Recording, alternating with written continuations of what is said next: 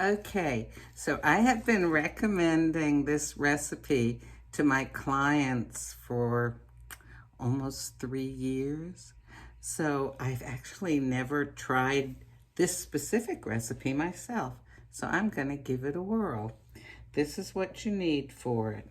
Okay, you need 2 tablespoons of egg beaters, or I guess you could use egg whites.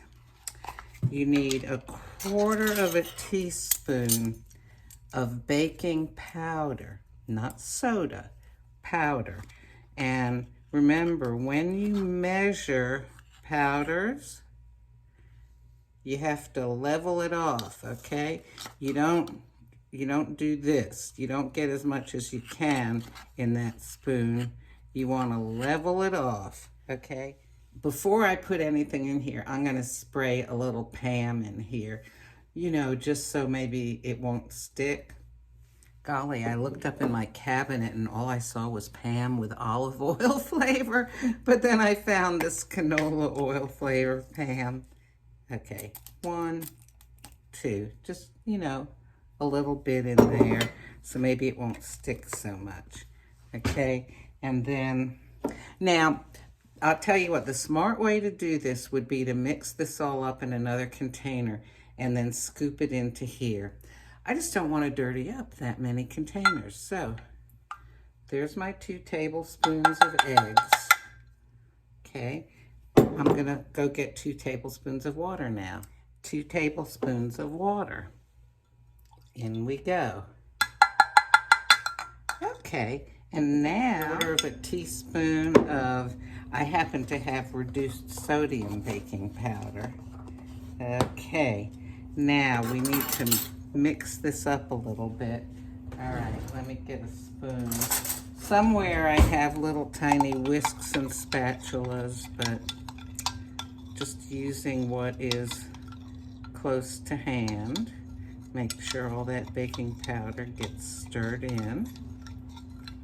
Okay. Now I'm going to use the tropical fruit smoothie. The fuelings that say smoothie or blast or shake, those are all basically the same kind of thing. Sometimes the blasts and the smoothies have egg in them also. This one has milk, soy, and egg. I found that usually the ones with egg whip up, when you're making a shake, they whip up more frothy. But I'm gonna do this, okay? So this is the most important part. Don't forget to put your shake in and stir it up. Now, the recipe says to bake this, but I'm gonna microwave it. This comes up to about 1/2 cup, okay, once everything's in there. So we'll see what happens. I'm going to try microwaving it for, we'll start with a minute.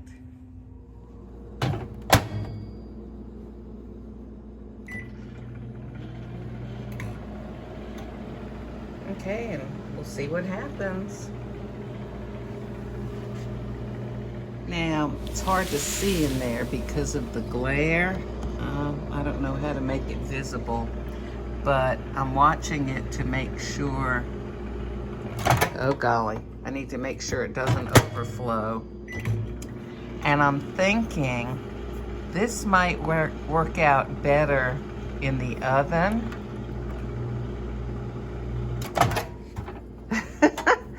Because in the oven, there's a more dry atmosphere, whereas in the microwave, it's not as dry. Oh, I'm living dangerously here. Okay, so that's a minute. I pulled away from the sides. Okay, so this is what I think. I think that had I made it in the oven, that it would tend to kind of be more cake-like. Oh, well.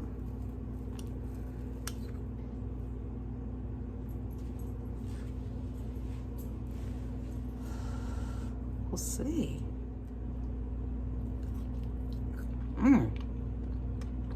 Oh. I think it's okay. I think I could have done it for just 45 seconds. I think I'm gonna pour a tiny bit of almond milk over it. Okay, I have got almond coconut blend.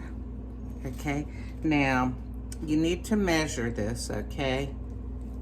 Just for the sake of the video here, I'm just gonna pour a tiny bit in.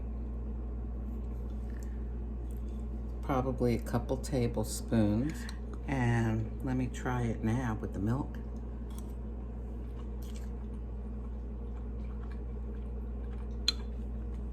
That's okay, let me try something else.